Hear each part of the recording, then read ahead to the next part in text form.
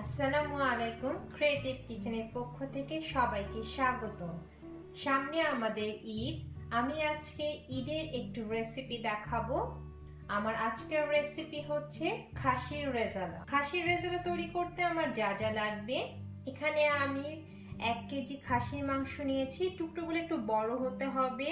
আধা mug liquid দুধ, পরিমাণ মতন তেল, 1.5 কাপ পেঁয়াজ কুচি, আধা কাপ ইয়োগার্ট, 2 টেবিল চামচ আমন্ড মিল্ক পাউডার, পরিমাণ মতন লবণ। আমি একটা তেজপাতা নিয়েছি, 5টা এলাচি এবং 2 টুকরো দারচিনি। 7টা মরিচকে আমি এভাবে মাঝখানে কেটে নিয়েছি।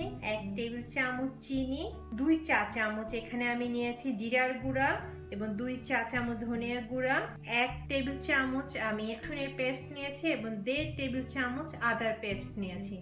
প্রথমে আমাকে যে কাজটি করতে হবে, খাসির মাংসের সাথে মরিচ, চিনি, ধনিয়া গুঁড়া এবং জিরার গুঁড়া সব দিয়ে দিতে হবে। রসুনের পেস্ট, আদার paste, yogurt, almond milk powder, পরিমাণ মতন লবণ দিয়ে খুব ভালোভাবে মিক্স করতে হবে খাসির মাংসের সাথে।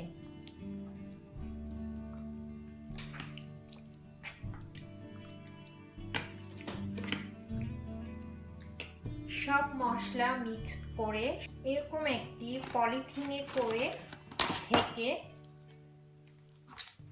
আমাকে 1 ঘন্টা ম্যারিনেট করতে হবে। 1 ঘন্টা পরে আমি এটা রান্না করব। তো আমরা 1 ঘন্টা অপেক্ষা করব। আমার 1 ঘন্টা ম্যারিনেট করা হয়ে গিয়েছে খাসির মাংস। তো এখন আমাকে যে কাজটি করতে হবে, আমি চুলায় ফ্রাই প্যান গরম করে এখানে প্রায় আধা কাপ তেল দিয়েছি। তেলটা গরম হলে আমি যে পেঁয়াজগুলো কুচি করে রেখেছি সেটা দিয়ে দিব। এলাচি, দারচিনি ও তেজপাতাগুলো দিয়ে দিব।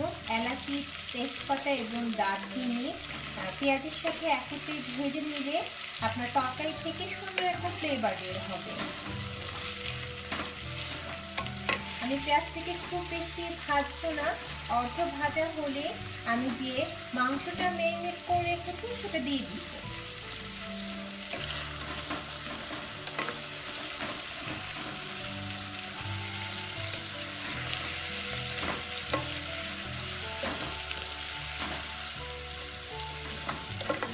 আমার পেঁয়াজটা মোটামুটি ভাজা হয়ে গিয়েছে। এখন আমি এর সাথে মাংসটা দিয়ে দিই।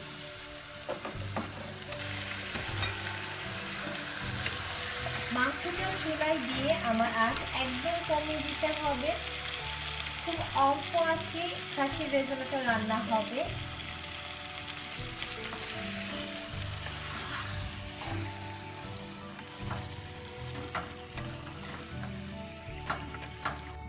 এখন এর সাথে আমি 1 মগ পানি ইউজ করবো। পানিটা আমি যে বাটিতে মাংস ম্যারিনেট করে রেখেছি সেখানে দিয়েছি, যাতে আমার বাটিতে যে এক্সট্রা মশলা লেগেছিল সেটা চলে এসেছে। আমি 1 মগ পানি দিয়েছি।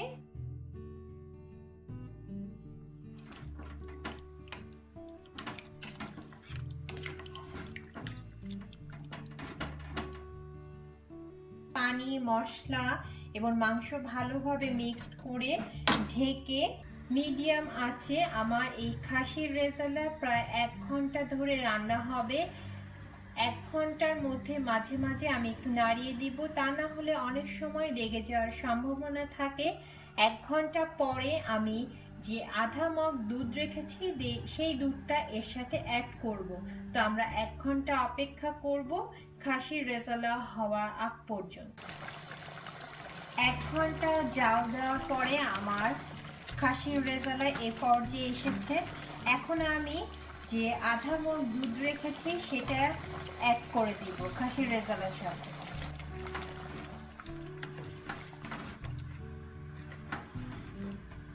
এভাবে করে আমি আরো বেশ কিছুক্ষণ জালে রাখবো। আমার লবণের পরিমাণটা ঠিক আছে।